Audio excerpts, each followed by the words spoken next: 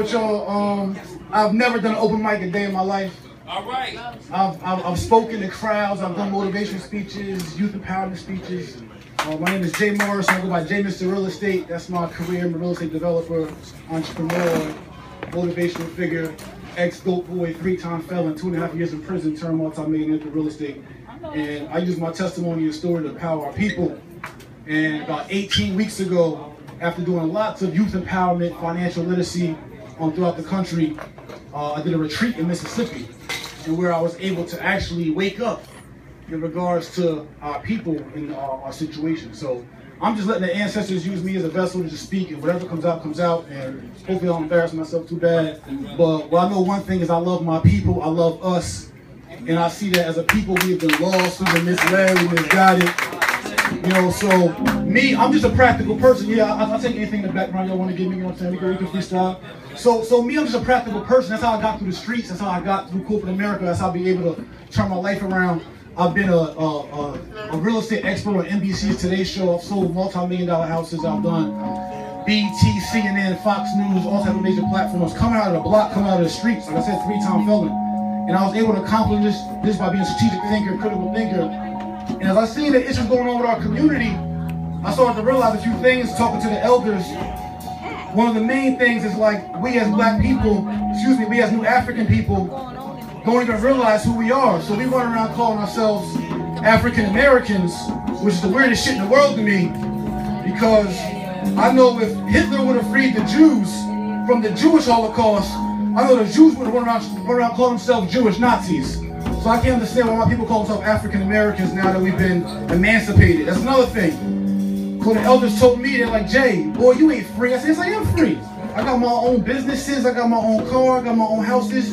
He said, that don't mean that you're free. So you're free as a person, but our people are not free. See, what we don't realize as new African people, I call us, is that we were emancipated from slavery, but we never were liberated. It's a difference. See, when you Google emancipate, it says to be free from physical bondage. Yes, we're unchained. But the African people that were enslaved here in America were never liberated. It's a difference. Liberate means free from authority. So we're still under the authority of the same people that kidnapped us as a people. But we don't even see ourselves as a people. We just think that we black, that we Negroes, that we colored, that we Afro-Americans, or whatever we want to make up as. But you got to realize that we're not African Americans, we're new Africans. We're descendants of African slaves. See, we have one unique commonality amongst us. Everyone runs around talking about, yo, we need to unify as a people, we need to unite, but to be uni means to be one. So what are we one around? What are we one of? And what we want around, what we want of is this. We got one thing that unites us, the red, black, and green.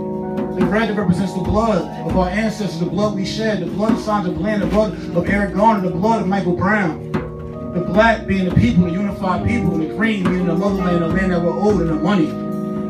This is us. So I call us new Africans because us, as the Africans here in America today, we have one commonality. See, us, all of our ancestors have went through the enslavement here in America. Although we might be from different countries in Africa, I just took my DNA test and wait for my answers to find out exactly where I come from. But no matter what country we all came from in Africa, we all went through this chattel slavery, our ancestors here in America, where they were emancipated, never liberated, where they went through Jim Crow, where they went through post-Jim Crow, where we're still being mass incarcerated, where we're still the most in poverty, where we still are the least in family wealth, we're the least in home ownership, we're the most in single parent homes, we're the most in prison, the most back in prison. This is our situation, but when I say to my people though, it's not our fault. See, you take any people, take away the melanin in our skin, we could be from Switzerland, we could be from Russia. You could take Australians, enslave Australians for 246 years. Then give those Australians 100 years of Jim Crow. And then another 50 years of post-Jim Crow. Those same Australians doing the same thing that we do today. It could be white people from Switzerland, enslave them for 246 years. Give them Jim Crow. Give them COINTELPRO. Give them Black Code. Give them, withhold their education for 246 years. Allow any people not to own businesses for 246 years. See, we blame ourselves because we blow money fast and we scream YOLO, but you don't understand that us as a people cannot even possess money for 246 years with illegal for us to own money, to own businesses, to own land. So this money thing is new to us. We're only second-generation entrepreneurs. This is the condition of our people. But most importantly, it's not our fault. We didn't put ourselves in the situation that we're in today. We didn't make ourselves the violent people that we sometimes are in our inner cities. We didn't even put ourselves in those inner cities. The government did. It's called government redlining. Where the government drew red lines around the maps. It said, what are we going to do with these 4 million Africans we just emancipated? They said, well, let's put these poor Africans, these uneducated Africans, let's put them all in ghettos and let them fend for themselves. See, what we also don't understand as African Americans, but like I said, we call us New Africans, what we also don't understand is that 3 other nations who went through similar crimes have been repaired. The German Jews went through a 12-year Holocaust, and they got 1.6 billion in repair in the land of Israel. The Native Americans got billions in land and sovereignty with similar crimes to our people. And the Japanese Americans had 2 years in internment camps. And the Japanese American and their heirs got $1.6 billion.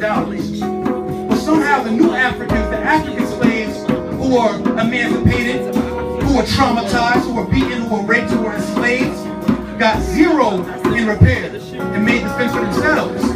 So as I say again, it's not our fault. But now that we know it's not our fault, we know our current condition, we know we lead in poverty, we know we lead in violent deaths, we know our situation, we gotta repair ourselves now. So I just say this to us to wake up and for us to become unity, to become one, and understand who we are and who we're not. Who we're not Jewish Nazis, we're not African Americans. We're not just black. That demoralized what we've been through. It's not a black-white thing, it's a new African government thing. See, it's the American, I never say or blame white people for the condition that we're in. White people today can't control what their ancestors did, but we're still under the same government authority that kidnapped us, enslaved us, brutalized us, dehumanized us, demoralized us, and never repaired us. So I want you all to understand this is your wake-up call. If you've never been told before, everything I spit is just facts.